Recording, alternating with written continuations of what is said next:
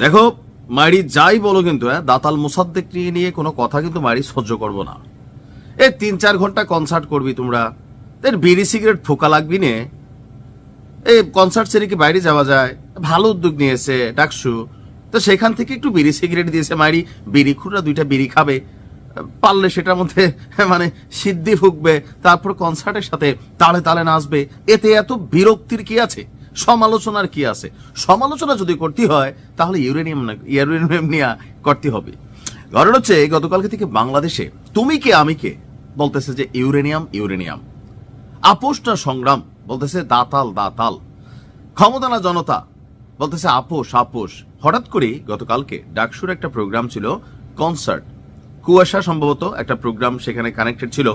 তো সেই কনসার্ট ঘিরে নানান বিতর্ক, এমনকি বাংলাদেশে যেই পরিমাণ ইউরেনিয়াম আছে সেই পরিমাণ ইউরেনিয়াম দিয়া ভারতকে উড়াই দেওয়া সম্ভব। বয়ানে দাতাল মোসাদ্দেক এই কারণে বললাম যে এই ধরনের পোলাপাইন যখন কথা বলে আগাগোড়া পাকিস্তানের এজেন্ট ছাড়া এদেরকে কিছু মনে হয় না। এদের কারণেই বাংলাদেশে একসময় ঝামেলা পড়বে, এরা কিন্তু পাকিস্তানে চলে যাবে। কারণ মোসাদ্দেকের যে আইকিউ লেভেল এতটা লোয়ার মানে কোয়ালিটিতে আছে, আমার নিজের কাছে আশ্চর্য লাগছে। ডাকসুর মতো একটা প্রোগ্রামে সিগারেট দেওয়ার বিষয়টাকে ভিন্ন মত আছে যারা বিড়িখোর ভাই, তাদের কাছে এটা ছিল একটা স্বর্গীয় সুখ টাইপের বিষয়, যে গান গাচ্ছে আর আরামসে মঞ্চে বসে, বা মঞ্চে না মানে অডিয়েন্স যারা আছে তারা সিগারেট টিকেট খাচ্ছে। আচ্ছা ওটা আমি ধরে নিলাম যুক্তির খাতিরে, কারণ সব তো বিড়িখোর, এই দেশে বিলিয়নস অফ ডলার বিড়ির জন্য ব্যবসা হয়, কারা খায়? আমরাই তো খাই, তাই নিয়ে প্রশ্ন হচ্ছে ইউরেনিয়াম ইস্যুতে।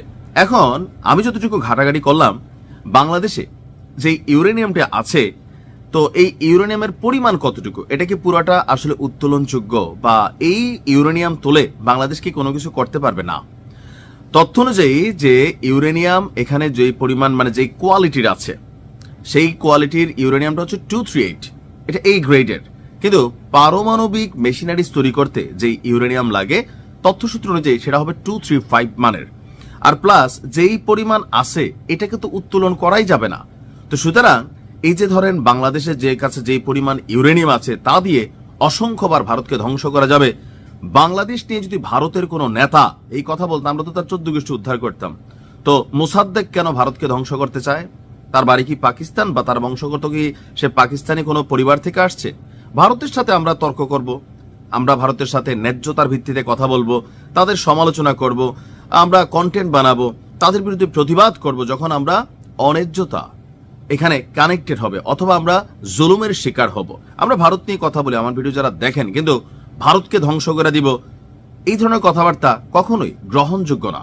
বুঝতে হবে যারা কোন দেশের এজেন্ডা বাস্তবায়ন করে। যে ভারত যে মাঝে মাঝে বলে যে বাংলাদেশ থেকে এই সরকার, বর্তমান সরকার, তাদের আশ্রয় প্রশ্রয়ে ভারতের বিরুদ্ধে ষড়যন্ত্র হচ্ছে, এই কারণে ভারত দেখেন বাংলাদেশের সীমানার আশেপাশে তাদের পুরোনো দ্বিতীয় বিশ্বযুদ্ধের বিমান ঘাঁটিগুলো চালু করছে, নৌঘাঁটি তৈরি করতেছে, সেনাবাহিনী সেখানে মানে প্রস্তুত করতেছে, শিলিগুড়ি করিডোরে যেই পরিমাণ প্রস্তুতি নিচ্ছে, কোনো সময় কিছু হলে তো ছুঁয়ের মধ্যে বাংলাদেশ নাই। বাংলাদেশের সীমানায় কি পাকিস্তান আছে যে এই সীমানা দিয়ে ওদিক দিয়ে ঢুকবে? 3 দিকে তো ভারত, আরেকদিকে বঙ্গোপসাগর। আপনার বুঝতে হবে, লজিক বুঝতে হবে। ভারতের ইস্যুতে আমাদের সমালোচনা আছে, কিন্তু ভারতকে ধ্বংস করে দিব।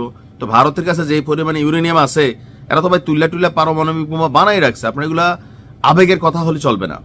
আর এই মোসাদ্দেক নামক যেই দাতাল মোসাদ্দেক আছে, এর কথাবার্তা শুনলে ঢাকা ইউনিভার্সিটির মানে মান নেয়া মানুষের কাছে প্রশ্ন তৈরি হয় যে হুই ইজ হি?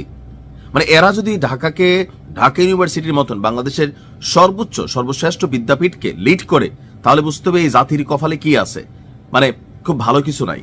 তো দাতাল মোসাদ্দেকরে বলে, বাবা তুই কম কথা বল, নিয়মিত ব্রাশ কর, আর বিদেশে ওই যে দাঁত ঠিক করার জন্য এক ধরনের চেইন লাগাই দেয় দাঁতের মধ্যে, 6 মাস রাখলে সোজা হয়, তোমাকে ফ্রিতে দিলাম, তখন আর দাতাল মোসাদ্দেক বলবে না। ভালো থাকুন।